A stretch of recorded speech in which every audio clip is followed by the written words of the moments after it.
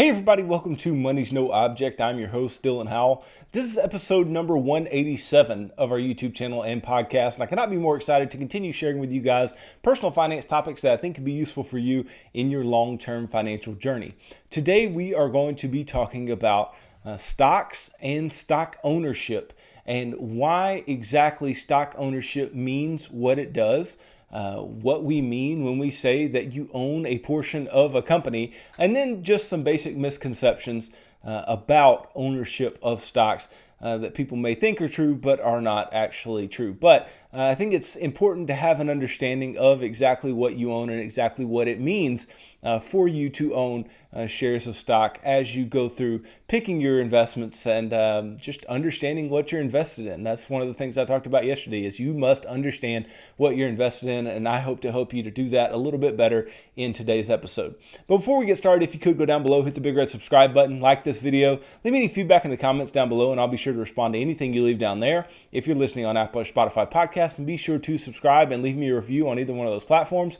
Follow me on social media at MNO with Dylan, and that's really good supplemental materials to all the things I'm putting out in these long form episodes on YouTube and the podcast every single day. And then if you need somebody to help you to create a financial plan that is specific to you and your family's needs and keep you accountable to that plan over the long term, then I can do that. Just go to my website, www.MNOwithDylan.com. Click on the Work with Dylan tab, and you can choose the financial coaching session type that would work best for you, and we can begin pushing towards your long-term financial goals together. So to start off our discussion about stock ownership, I just want to take a step back. And I want to take a step back and I want us to understand better exactly what shares of stock are, exactly where shares of stock come from. Because if we don't understand where they come from and we don't understand what they are, then we don't understand exactly what we own, and we don't exactly understand the rights that we have as individual owners of a firm's shares, okay?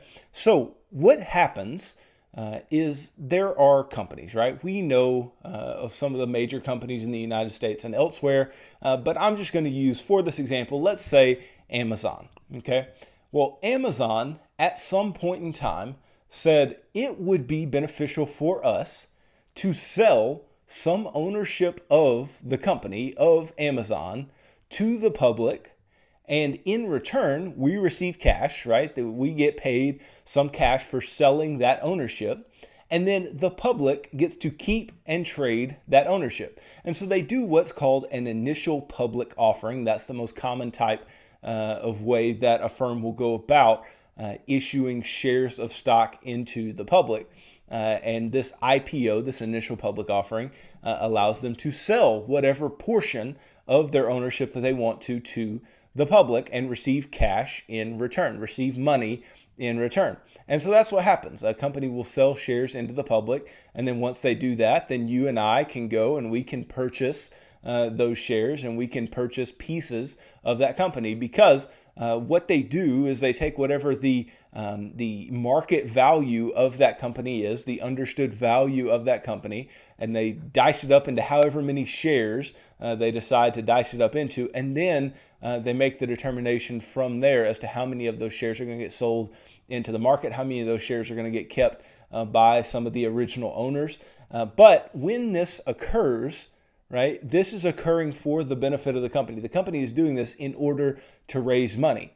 But they only raise money when they initially sell the shares. So, for instance, as the shares go up in value, let's say they do go up in value, where, in Amazon's case, they definitely have over the long term gone up in value. Well, Amazon is not receiving money every time the shares are bought or sold. The amount of money that they receive does not differ from time to time as the shares fluctuate in value. They received money up front for the IPO, and that's it. They don't receive any more money from issuing new shares, okay? Now, the only thing that Amazon can do to benefit from the share price at any given time is they can either repurchase shares from the market, so they can see if their shares are undervalued relative to what they think they should be worth, and they can repurchase them from the market, so repurchase that ownership back into the company.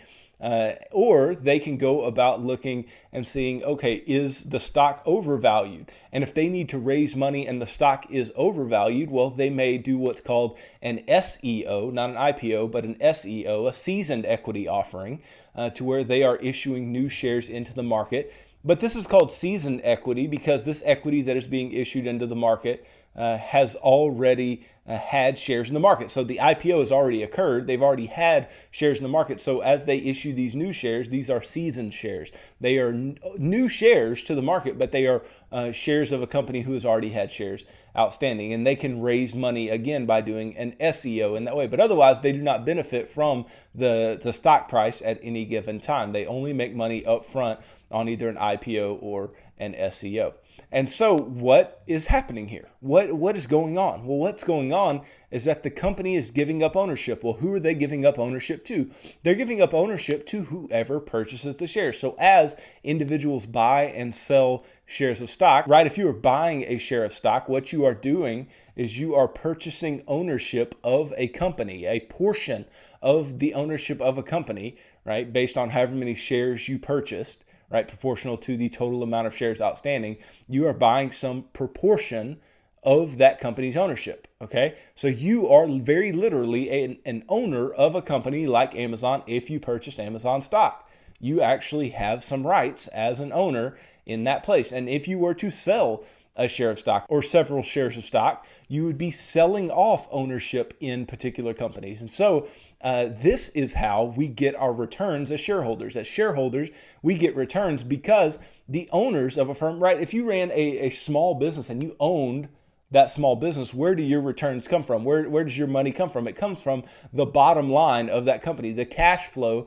of that business, right? Well, in the very same way, the shareholders that own shares of a company's stock, they benefit from a company increasing their earnings or their net income. They benefit from a company increasing their cash flow, growing their revenues, all these different types of things, the exact same way as a small business owner would, because you are very literally an owner of that company in the proportion that you purchased of their stock. And so it is not surprising when we say that if you own shares, you are the owner of a company. You are a part owner of a company. And this ownership, like we've talked about, can be easily sold. It doesn't have to be held over the long term, but holding it for the long term can be extremely, extremely beneficial. But I just wanted you guys to understand in the first place where this ownership comes from and why it is ownership, because the original owners actually sold it to you. The original owners actually gave up ownership in return for cash that they are going to reinvest into the business.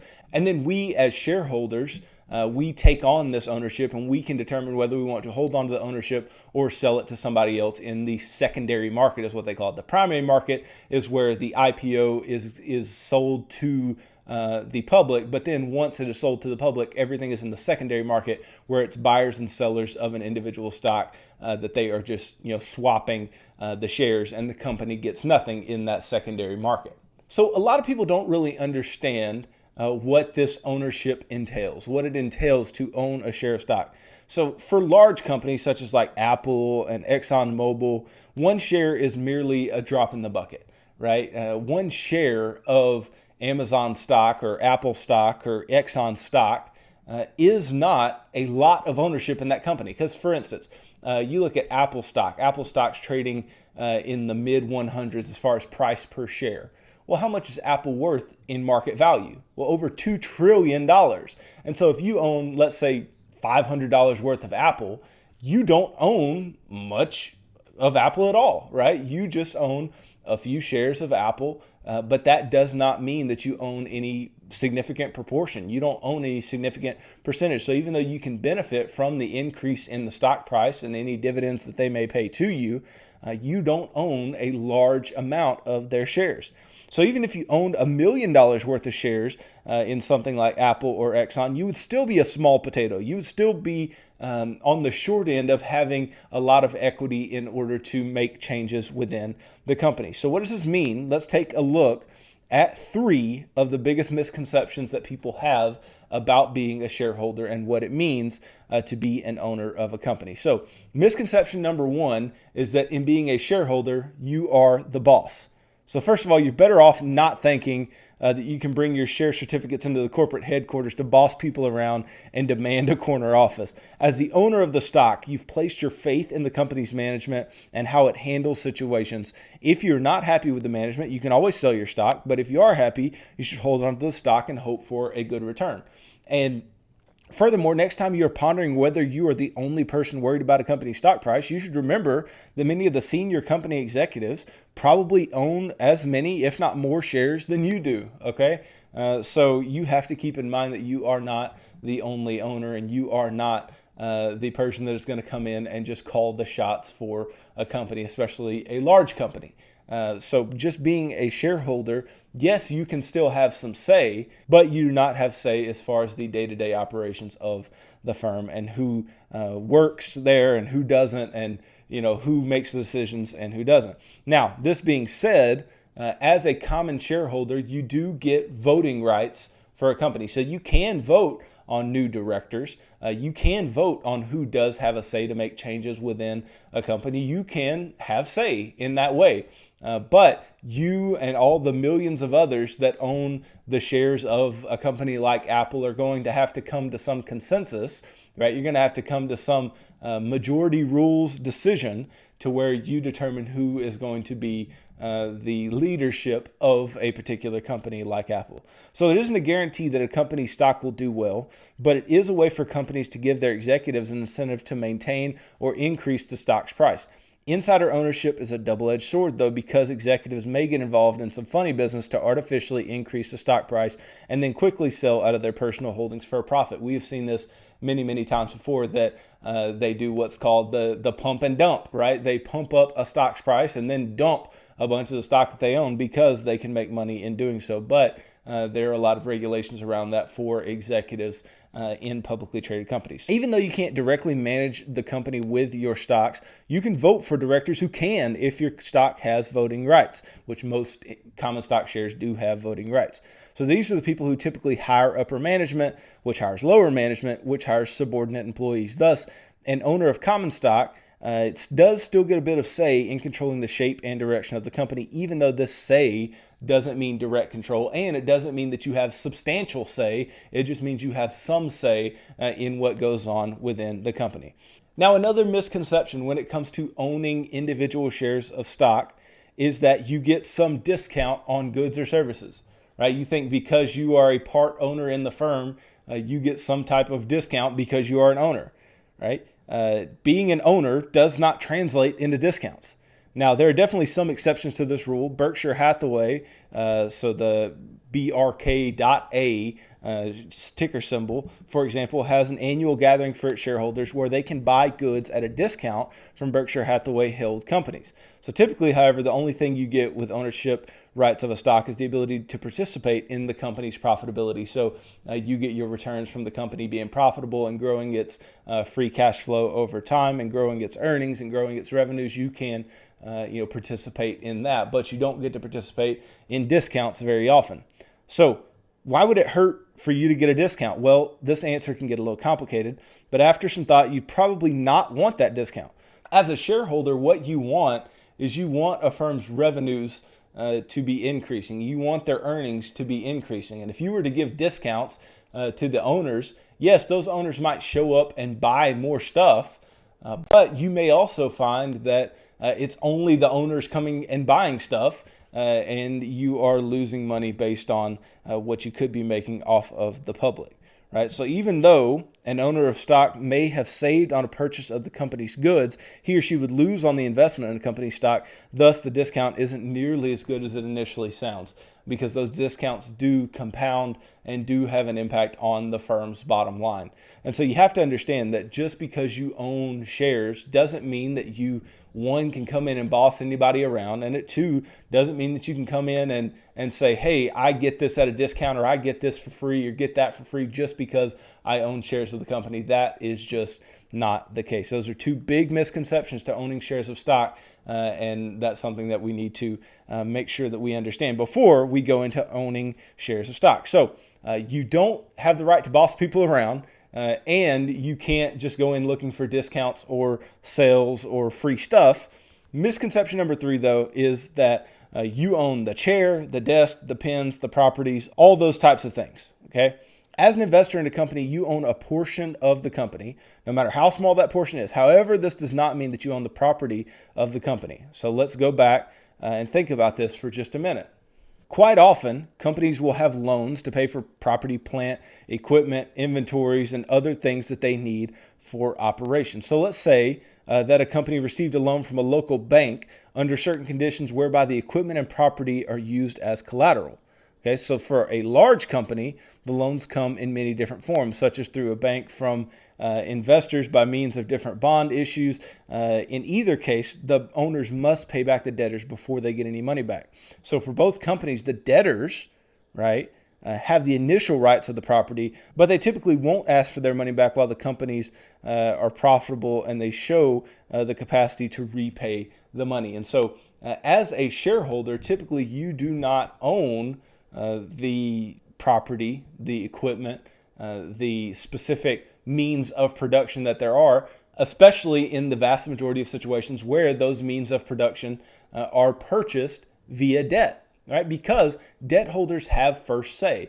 Debt holders have the first rights to anything that the company brings in because they gave you money and they expect to be repaid, right? As a shareholder, you only get what are called residual rights. You get rights to the residual income of the company, right? But the income that is residual, meaning left over, that only comes after you pay the creditors, right? And in most cases, companies are financing property. They are financing large pieces of equipment via debt. And so they are going to have to pay those creditors back in the first place, okay? So the bottom line with these three big misconceptions are that no, you are not the boss just because you own shares of a company. No, you do not get discounts on goods and services, and you don't get free stuff just because you own shares in a company. And you're not necessarily the owner of every chair, every office, every desk, every building, every piece of equipment. You just aren't as a common shareholder. As a common shareholder, you do have rights. And your rights are really relegated to voting, and they really are relegated to the residual profits of the firm. But you do not get a say in absolutely everything just because you are an owner of a firm, just because you own some of the firm's shares. Now, when you understand that you are an owner of a firm, though, you do also have a better idea of why we go about buying stocks in the way that we do. Because a firm's stock price is nothing more than the market value of the firm as a whole divided by the number of shares outstanding by that firm. So it makes sense why we want to buy things for less than what they are worth and end up selling them for more than what they are worth, because you are trying to, and just like anything else that you want to purchase and you want to eventually sell for more, you are trying to find something that is valuable. You're trying to find something that is either going to create cash flow for you, or you're trying to find something that is going to go up in price substantially. Just think about something as simple as real estate, right? If you are going to buy a rental property or buy a home, you want the value of that home to go up in value over time. And with a rental property, not only do you want the value of that property to go up over time, you also want that property to be giving you substantial rents from whoever is renting that property out from you. And so you receive that income and you receive the increase in price. And as owners of anything, so as you may own that rental property, also, if you own a share of stock, you want that share of stock to create some price appreciation for you and to create some income potentially for you. And so companies also may pay their owners dividends. And we've talked about dividends very many times, right? We've talked about how dividends can be a substantial portion of returns that are received by a shareholder from the company.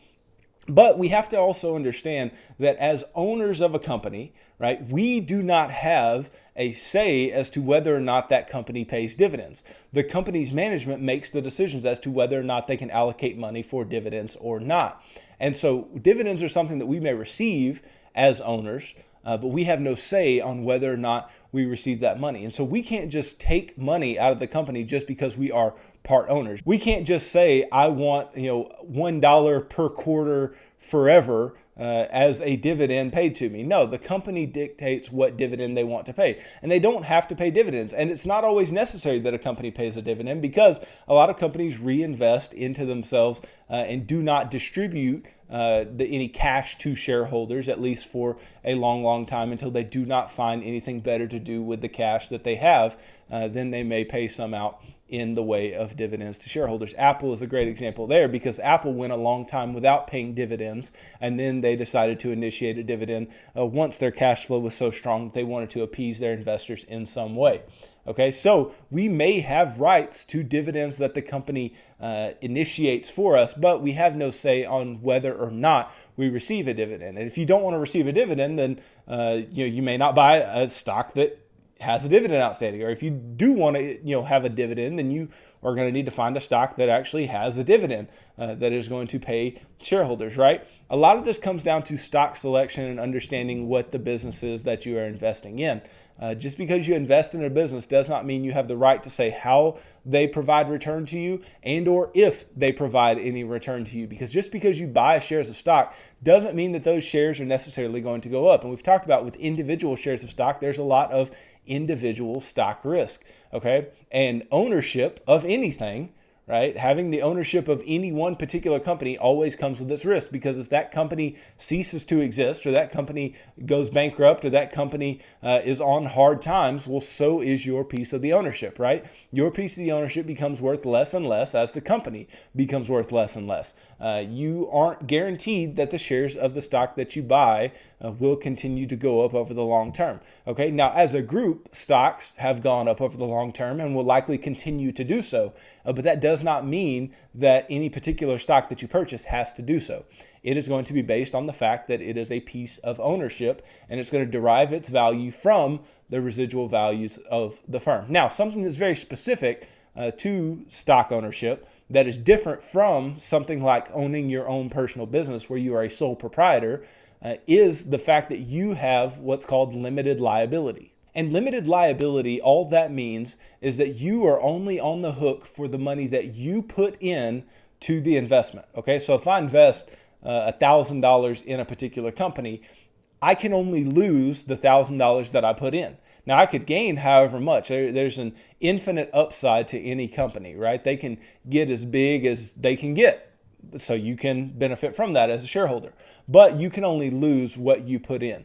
Whereas if you're a sole proprietor and your company is to go bankrupt or something, you may be on the hook for your company's debts. Well, as a shareholder of a company, you aren't necessarily going to be on the hook, or you aren't at all going to be on the hook for your company's debts. All you are going to be on the hook for is whatever amount of ownership you had, because you have limited liability, whereas some sole proprietor, they may have the full liability associated with owning a company outright. Okay, so that's why being a shareholder can be very beneficial, because you're only out whatever you put in. There's no other amount that they're going to ask of you if the company is on hard times. Now, something that I'll add to this discussion as a shareholder of several companies myself is that the idea that shares of stock are ownership is a very, very powerful idea. And it can lead you to making a lot of good investment decisions. Because, I talked about yesterday the types of decisions you would make to go about picking individual stocks, right? Things you need to think about when it comes to picking individual stocks. Well, the first thing that I said is you need to understand what you are buying, understand what you own.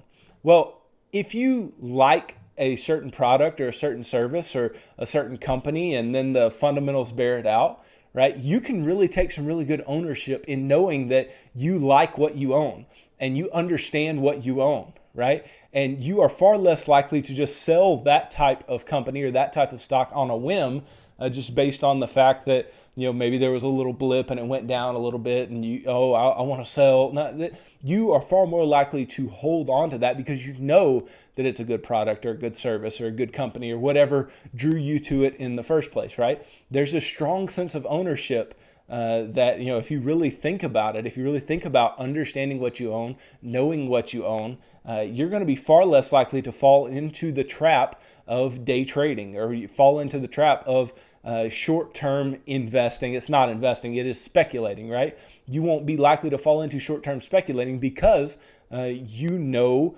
what's going on in the company. You understand the company. Hopefully, you are keeping up with your homework on the company, keeping up with what they're doing quarter after quarter and any changes that are being made. And then you can make the decisions to buy more or eventually sell on a very rational basis and not on the basis of just being somebody who wants to make a quick buck and get out. Okay, you can really take on that ownership feel. And something else that really makes a lot of sense as far as ownership of a firm.